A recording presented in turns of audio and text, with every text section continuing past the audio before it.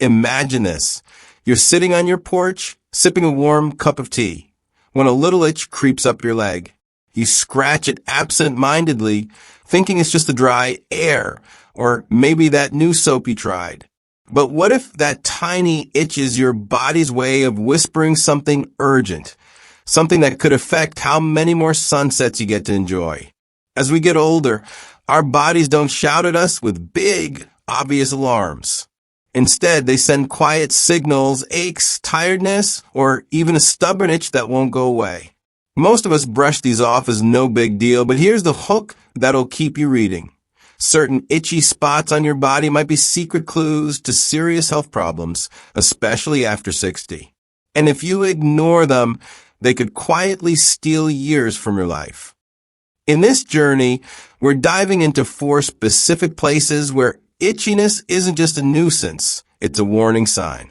These aren't random guesses or old stories your grandma might tell. They're patterns doctors and researchers have noticed in people as they age, tied to things like blood flow, organ health, stress, and even what you eat. By the time you finish this, you'll know exactly where to look, what these itches might mean, and most importantly, what you can do about them. Stick with me because this isn't just about dodging problems. It's about living longer with energy, clear thinking, and a spring in your step. Let's get started. Picture yourself walking through a park, leaves crunching underfoot, feeling the breeze on your face. Now imagine your legs start itching, those calves or shins that carry you along. It's easy to think, oh, my skin's just dry, especially in winter or as we age. But when that itch keeps coming back day after day with no rash or bug bite to blame, it's time to perk up your ears. Your legs might be trying to tell you something big. Doctors who study aging have found that older folks, say over 60, who can't stop scratching their lower legs might be dealing with a sneaky problem: poor blood flow. There's even a name for it: peripheral artery disease. It's when the blood doesn't move as smoothly through the tiny pipes in your legs. Think of it like a garden hose with a kink. When the flow slows, your skin gets dry and cranky, and that's where the itching starts. But it's not just about the skin. If your legs aren't getting enough blood, your muscles and tissues down there weaken, and that puts extra work on your heart. Over time, it's like asking your car to run on half a tank. It sputters, and eventually it might break down. Let me paint a picture with 2 neighbors, Harold and Dennis, both in their 80s. Harold's the guy you see strolling around the block every morning, whistling a tune. He keeps an eye on his legs, makes sure they're moving, and hasn't noticed anything odd. Dennis, though, he's been slowing down lately. He sits more, feels worn out, and lately his legs itch like crazy, especially at night. He slaps on some lotion, but it's no use. What Dennis doesn't realize is that his body might be waving a red flag, that it could mean his blood's not reaching his feet as well as it should. And if that keeps up, it's not just his legs that suffer. His heart, brain, and even memory could take a hit. Here's where my thoughts come in. I've seen this in my own family. My uncle, a sturdy guy in his 70s, started complaining about itchy shins a few years back. We all laughed it off. Get some better lotion. But then he got winded climbing stairs, and a doctor checkup showed his circulation wasn't what it used to be. It hit me. Our bodies don't mess around. They give us these little nudges, and we got to listen. The good news? You don't need a medical degree to turn this around. Walking around your house a few times a day, lifting your feet up when you sit, or sipping water instead of soda can get that blood moving again. I started doing this myself, 10 minutes of pacing while I listen to music, and my legs feel lighter already. Even something as simple as cutting back on salty snacks, goodbye potato chips, can help. If your legs are itching and there's no obvious reason, don't shrug it off. It's your body asking for a little love. Now let's shift gears. Ever had an itch right in the middle of your back? That spot you can't quite reach no matter how you twist? It's annoying, sure, but what if it's more than that? What if it's your liver or kidneys tapping you on the shoulder saying, hey, I need some help here? This one's a bit less obvious, but it's a game changer. Your liver and kidneys are like the unsung heroes of your body. They filter out all the junk, toxins from food, drinks, even medicine so you can keep going. But when they're struggling, they don't send you a text message. Instead, waste builds up in your blood, and your skin, especially on your back, where there are tons of nerve endings, starts to itch.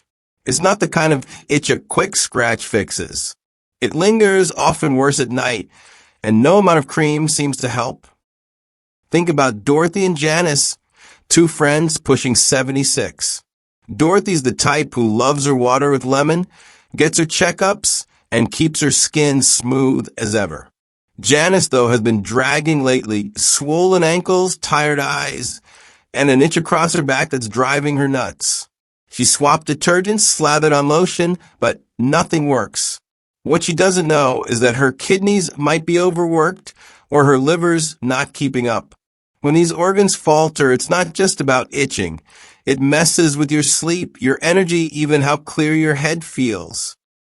I'll be honest, this one spooked me when I first heard it. My mom used to scratch her back at night, and we'd tease her about it.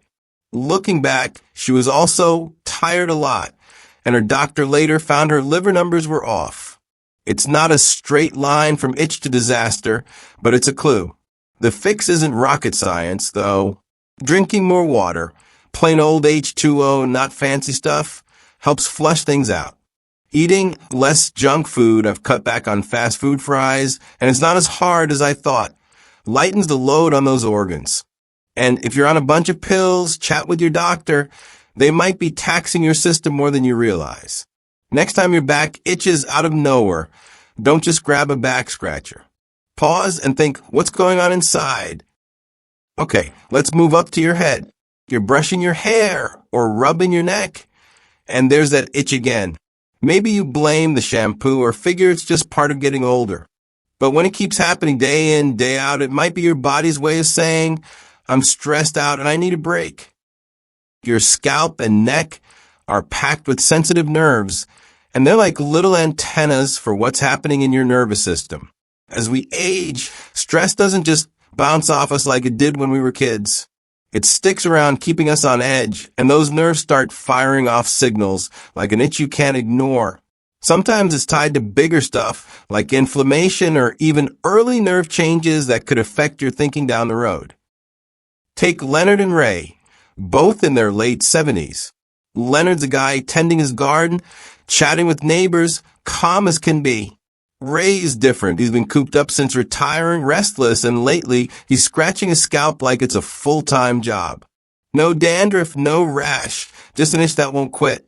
He's tried new shampoos, new pillows, but it's still there. What he doesn't see is that his body's carrying stress he hasn't dealt with, and it's showing up where he least expects it. This one, it's close to home for me. I've had neck itches during busy weeks, and I used to think it was my shirt collar. But when I started taking 5 minutes to breathe deeply, inhale, exhale, nice and slow, it faded. Stress is sneaky, especially as we get older. It doesn't always feel like a panic attack. Sometimes it's just a quiet hum that wears you down. Little things help: a walk outside, the birds chirping do wonders, a phone call with a friend, or even scribbling your thoughts in a notebook. Ray tried this: short walks, less TV news, and his itch eased up.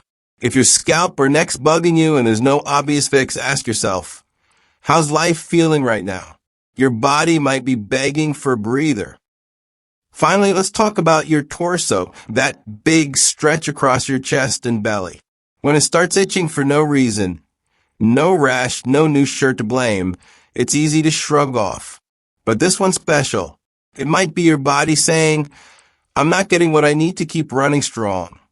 As we age, our stomachs don't pull nutrients from food as well as they used to.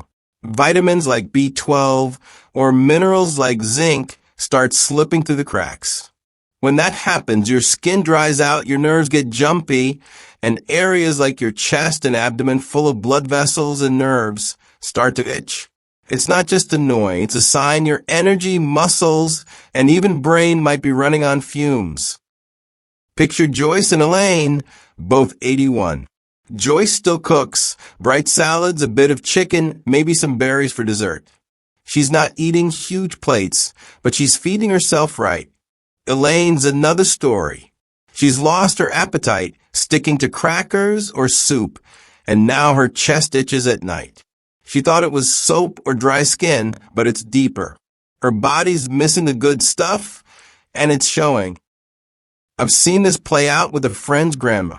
She stopped cooking much, and soon she was tired, itchy, and foggy-headed. A doctor said she was low on B12, simple fix, big difference. My take? Food matters more than we think as we age. You don't need fancy diets, just toss some nuts in your snack bowl, boil an egg, or grab a handful of grapes. I started doing this, and I feel sharper already. If your chest or belly's itching and your meals have been skimpy, it's a nudge to eat better. Your body's not asking for much, just enough to keep humming along. So there you have it for itchy spots that might mean more than you think. Legs hinting at circulation trouble, back signaling organ strain, scalps reflecting stress, and torsos crying for nutrients. These aren't loud sirens. They're soft whispers from your body, asking you to pay attention. And here's the beauty, you can answer back. A little walk, a glass of water, a deep breath, a better snack. These small steps can turn things around. I'll leave you with this. My grandpa used to say, take care of the little things, and the big things take care of themselves. He lived to 92, sharp as a tack, and I think he was onto something. If any of these itches sound familiar, don't wait. Start with one change today. And if you're itch-free, great. Now you know what to watch for. Life after 60 isn't just about adding years. It's about making them count. So what's your body whispering to you? Listen close. It might just be the secret to thriving.